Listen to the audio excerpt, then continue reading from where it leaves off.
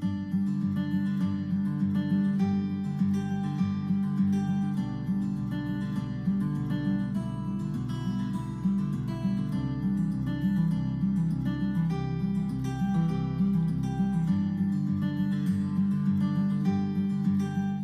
essentially want to cut off the ends of the squash. Begin to skin the squash. And the squash can be a little tough. So a trick is you can poke the outside of the squash with a fork and put it in the microwave for 10-20 seconds, maybe 10 seconds. That will actually help to make it easier to skin it. But if you don't have a microwave and you don't want to do that, you can just go ahead and skin it with the flat end of the bottom on the table or the cutting board, using, the weight and gravity to easily skin it. It's probably the best way.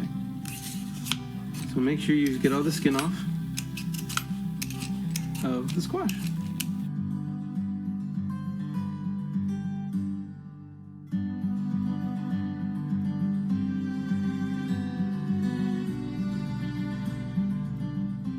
So next we're gonna flip the squash on its side and make sure you cut it right in the center. After doing that, you can flip them on the flat side and cut it in half once more. With knives, safety, you wanna make sure you have a sharp knife. A sharp knife is a good knife, because the sharper it is, the less likely you will, slip and hurt yourself. So we wanna make sure our knives are sharp. We cut each round in half. That'll expose the innards. And in a second, we're just gonna grab a spoon and scoop those out. You can put the front end of the knife down and use the back to bring it through. Squash can be kind of hard to hut. So next, we're just gonna chop up one large shallot. You can cut off the ends to help you get the skin off. And then you can make a small cut in the outside to remove the outer layers. You just peel it. Shallots are part of the allium family along with onions, and they contain vitamin C, B6, folate, potassium, and manganese. They've shown to be beneficial for reducing the risk of cancer, cardiovascular disease, and diabetes. And this will add a nice little sweet flavor to our mac and cheese recipe.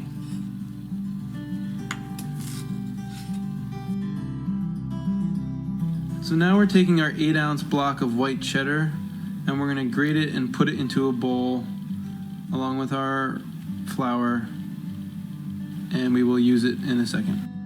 Next, we're going to take our Romano or Asiago cheese. I like to use Parmesan because it has a nice bite, but you can pretty much add whatever cheese you want.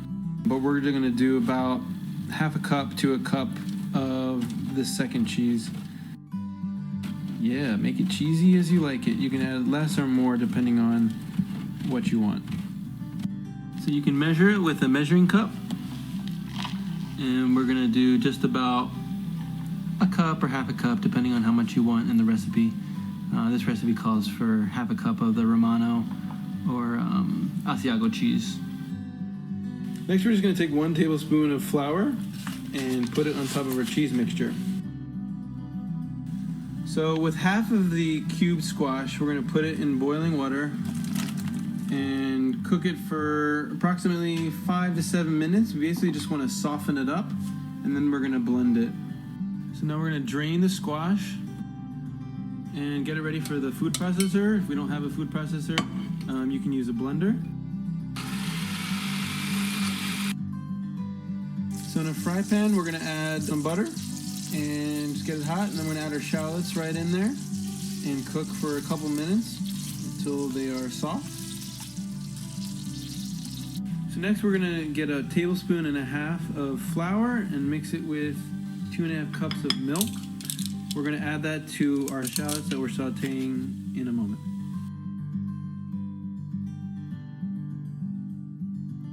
So we're going to add the mixture we just made to the shallots and whisk together, or kind of move it around.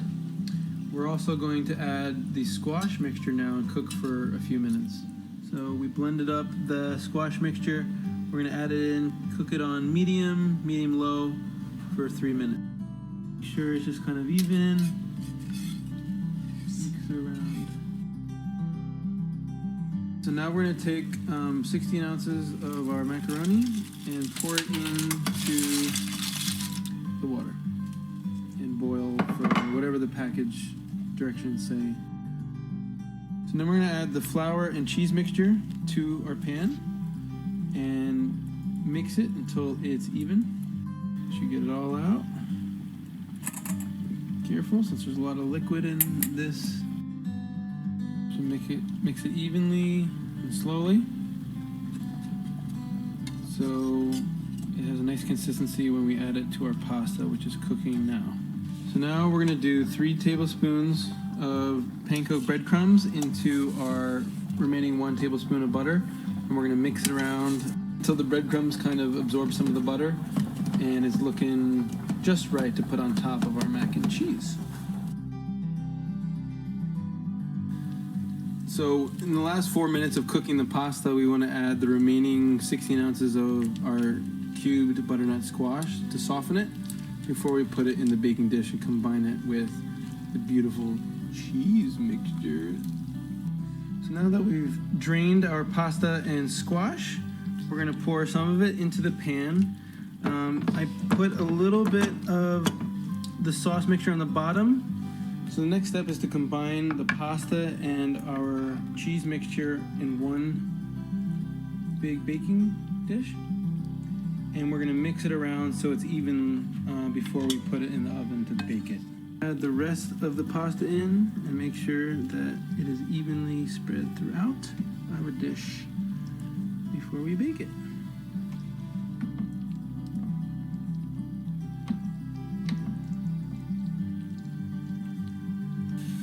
So next we're going to take our panko breadcrumbs and spread it evenly on the surface. You know, kind of throw it on there, maybe more towards the middle.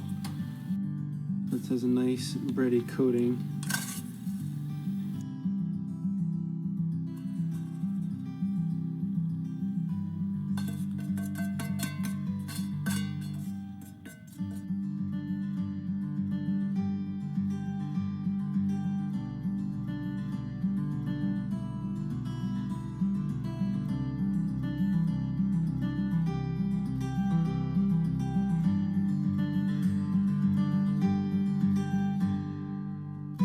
Here is our final product of mac and cheese.